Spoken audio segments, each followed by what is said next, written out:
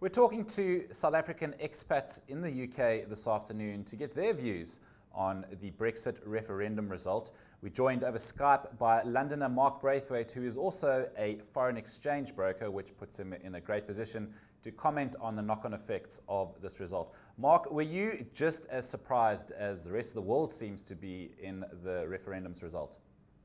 Nick, I must admit I was very surprised. I think the entire market was quite surprised. I mean, if you were reading the tabloids with the last couple of days coming into this referendum, it was almost like a done deal. I think we were going to pip it at the post, and the markets were pricing that in. It obviously, when we woke up this morning, it was to me it was a shock, and I think it was a shock to many people in the UK and around the world as well. Before we talk about the markets, Mark, you as a South African expat, and of course you've got lots of South African expat family and friends over there, what is the feeling generally about your future in the UK? Living in London, the mood is extremely somber. London as a whole is a very open-minded city, and I think we were all for staying within the EU.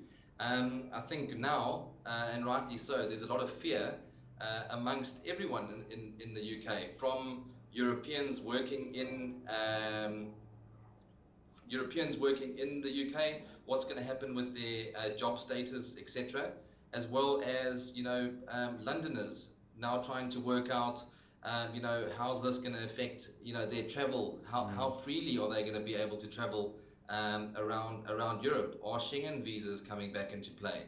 So I think there's a very sour taste in a lot of people's mouths, and I think it's more because this whole referendum has basically taken place as a result of fear of immigrants rather than facts and what's actually going to make us grow as a European family. I mean, some polls subsequently suggesting that it was a bit of an educated vote. I mean, almost a lot of people who voted to leave aren't actually sure why they did so. Well, this is it, and I think I just hope that everyone that voted, in fact, I know that they won't have a clue of the repercussions of what is now going to be taking place. There's big talk of a possible recession, and there's a lot of reasons why there's a good argument for that. Mark, so what have you observed then in the last 24 hours in the markets, and what are your predictions? And I guess more importantly for us back in South Africa, what are the knock-on effects going to be on the rand? This is probably the biggest economic event that has taken place in the last 50 years. And it's definitely going to have a global reach. No one is going to be immune to what has just taken place in the last 18 hours or so. If we look at the Johannesburg Stock Exchange, it's taken a huge hammering over the last 24 hours. Gold, known as a safe haven asset, is probably trading at its highest now that it's been since in the last sort of 27 years. To give you an idea of how much things have moved, or the currency pairs have moved since 10 o'clock last night. I mean, if we look at GBP versus US dollars, I mean, at one point at about 10 o'clock last night, we were looking at 150 to the dollar. That then obviously plummeted back downwards, and it touched 132 before sort of equalizing or stabilizing a bit later on in the day. GBP euros, it went from as high as 1.32 to 120 this morning.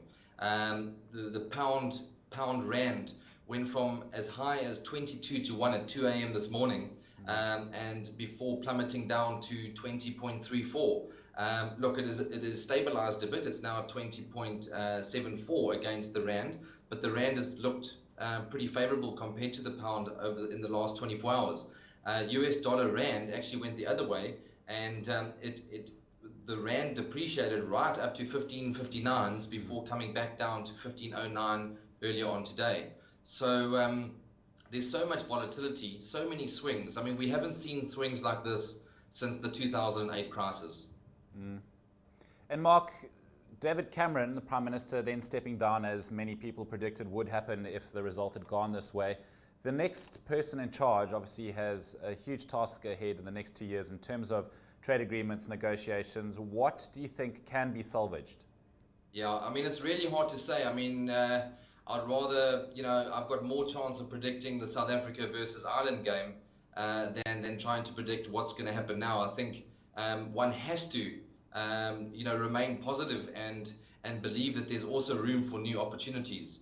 Definitely at the moment there's a lot of uncertainty, which is reflected in the markets, like we've mentioned.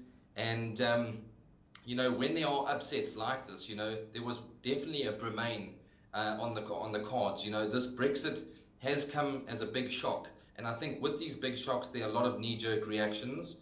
I think as a result of this, countries like Netherlands and Germany, it's on the tip of our tongues. Are these countries going to now start looking at doing or having their own referendums, a bit like what Scotland is now trying to say? They want to have another referendum. So in time, I think we'll see the markets recover somewhat. But how it will play out politically, I think that's everyone's guess. And it's a lot to do with who that new Prime Minister will be. But they've got one huge job ahead of them.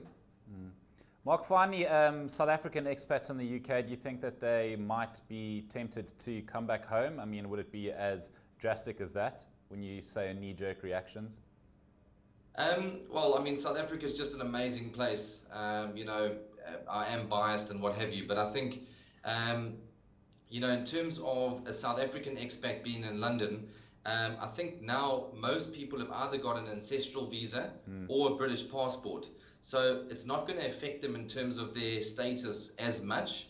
But yes, I think, a lot of people that, I've been speaking to on the various, social media, and that is, what is now the difference between the UK and South Africa? Why am I in the UK versus, being in South Africa where, life is good?